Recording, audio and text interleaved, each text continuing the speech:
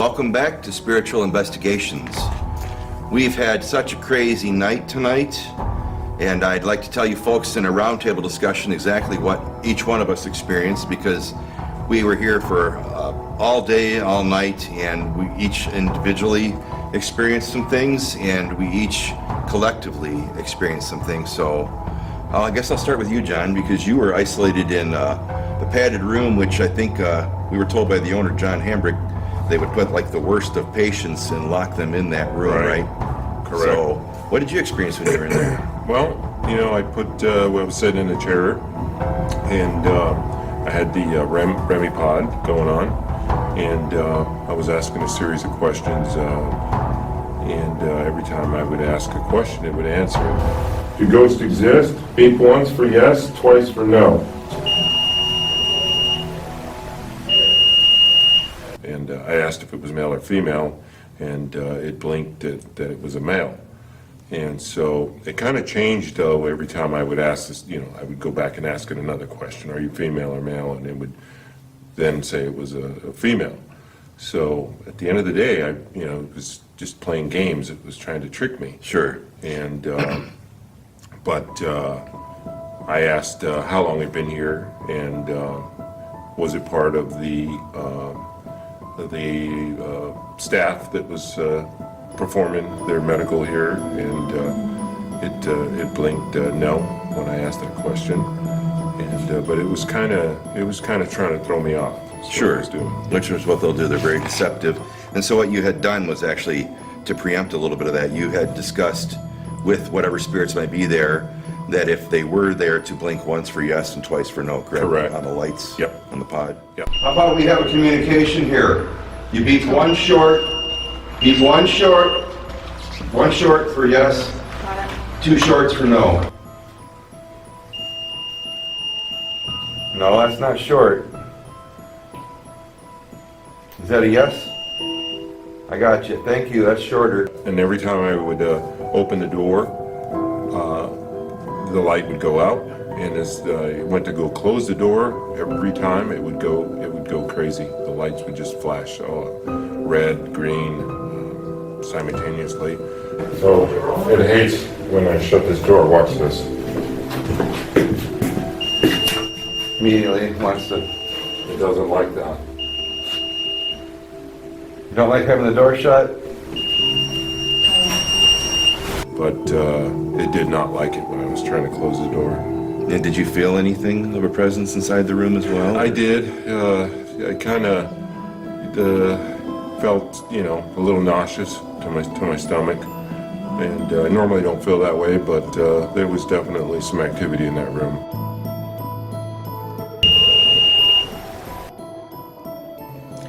And what about you, Charles? You were in the electroshock therapy tub. Chuck. How you feeling, buddy?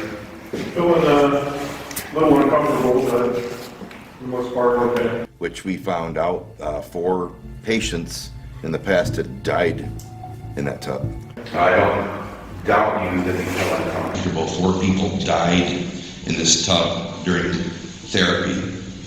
They're probably buried over at Potter's Field. Well, that's correct. And the bizarre thing about that, Jeffrey, is that I only thought I was in that tub for about 10 to 15 minutes max. And when you told me I was in there for like an hour and a half, that just blew me away. Because I remember looking at my watch, and it only looked like only 10 or 15 minutes went by. But the really bizarre thing about it is, I'd say like the last few minutes, when I was in the tub, I felt so cold. I shivered, my whole body was shivering.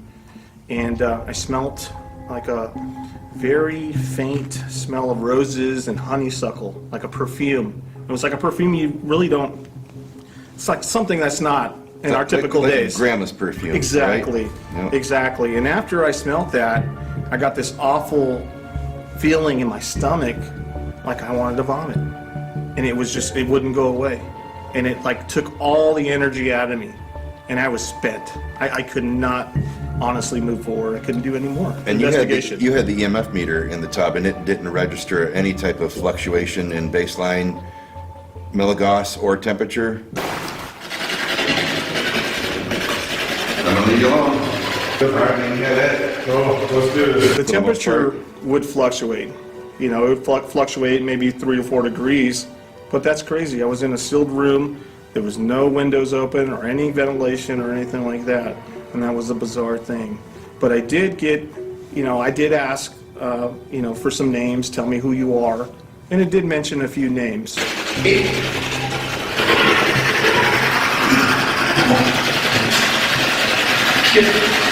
So, and that was a really crazy thing.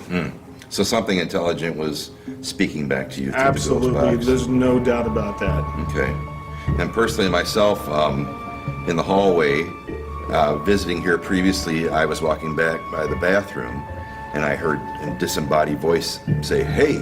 And initially I thought someone was in there, like checking it out, wanted me to come see. And so I walked back over there and there's absolutely nobody in the bathroom, just darkness. Tonight, when I was in there, in the 5th floor hallway, I just had my night vision camera aimed at the floor, and I was just talking to somebody, and I looked down, and I happened to see what looked like a tubular black-shaped object kind of move in a snake-like fashion, like this on the floor beside me.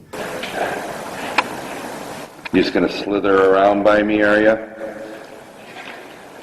And I thought, am I seeing something? So then I looked away from the camera to see if I could visually find it, and I didn't see anything there. So it'll be interesting to look back on playback and see what I've captured there. And then, all 5 of us in the nurse's station on the 5th floor using the REM pod. Right. Yes. Wow. Okay, stop. Is there somebody here you don't like? We made the REM pod say, we want green, the color green to be yes, we want the color orange to be no. What? Annoying. Who's annoying?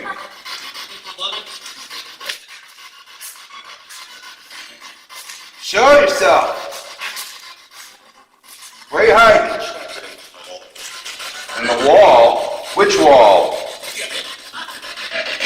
And we received intelligent communication, we believe, through that REM pod device, because when we asked particular questions that we knew might be detrimental to the spirits, it would sit there and go off orange, like, no, don't do that. Or if we asked something that we thought was non-detrimental that they would immediately say yes to, it would make it green. And we all witnessed that, Yeah, correct? we all did. And I asked who you were, and it knew who you were. Yep, it knew me, and it knew you, Yep. it knew Charles. How about that? What did you tell me when I was in the tub when you came up and asked I few asked who questions? you were, who was in the tub, said your brother. Clear as day, we've got an EVP, your brother. Yeah. Wow. Yeah. You And kept actually, saying the name Steve. And, That's right. Bob, Robert. Robert. And another Robert. girl's name, I couldn't make it out. I didn't know if it was Alexandria or Alex, but I could hear something. It was a name that started with Yeah. an A. And let's not forget, in the basement, in the janitor's room, there were some terrible things rumored that the janitor had done to the residents here, as we discussed earlier in the show. And I was sitting on the couch. Charles asked if he could sit on the couch, and the REM pod started shooting off like it would be mad if Charles sat on the couch. John was still standing up on the back side of the REM pod, and I had my night vision camera on it. And at one point, as soon as Charles went to sit down, that's from I recall from memory, I saw like a volcano of smoke erupt from the floor, circle the REM pod, and then kind of come up and disappear.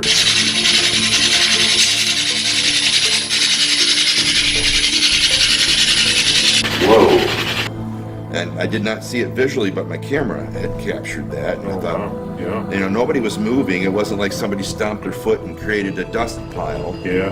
Because nobody was moving. So there So, was definitely some activity in the. well, janitor. and let's recall as well, right, that in the janitor's room, that these things already started admitting they were demonic. They admitted that they wanted to fight us, right? Yep. Because they were angry that we were here.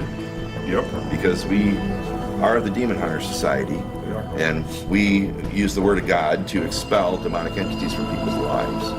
Yeah, didn't like that when we mentioned the word God. Not at all. I mean, at one point we were on the 5th floor in the nurse's station, and I recall getting them to admit again they were demonic, And then they got mad at me and they said they were going to bring the devil into the building. And I said, if you bring the devil into the building, I'm calling on my Jesus. You understand that? You understand that? You want God in here?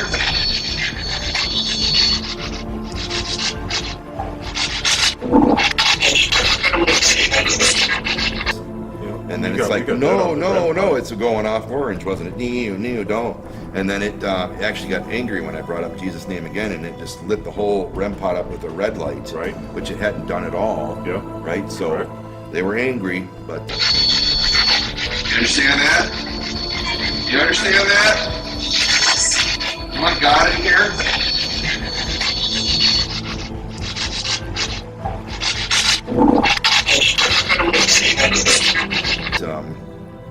That's what you get when you fool around with, That's right. And I remember the EMF meter going off. It spiked immediately when you mentioned God's name.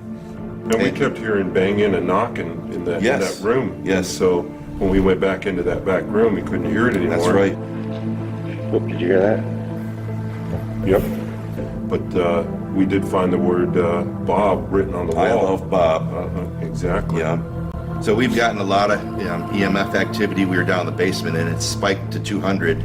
And down in the basement, all there were just some 50-foot cords, right? Electrical cords plugging in that were on the floor. And when I had the EMF meter in the air, like ways away from any electrical impulse, and it just spiked 200. I mean, I've never had it spike Right. 200 Yeah, I ever, remember Whoa, 20, 200, wow!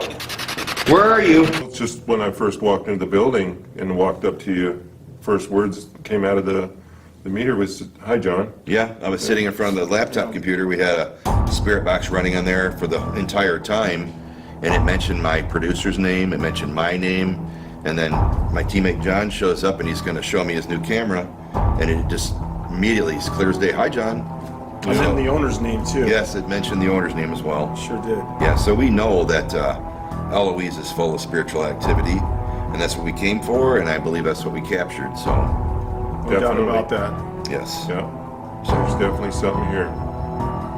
So if any people out there are experiencing anything haunted in their home and you want some help in your lives, please look us up. We're the Demon Hunter Society, and you can find us all over the internet. You can find us on Facebook.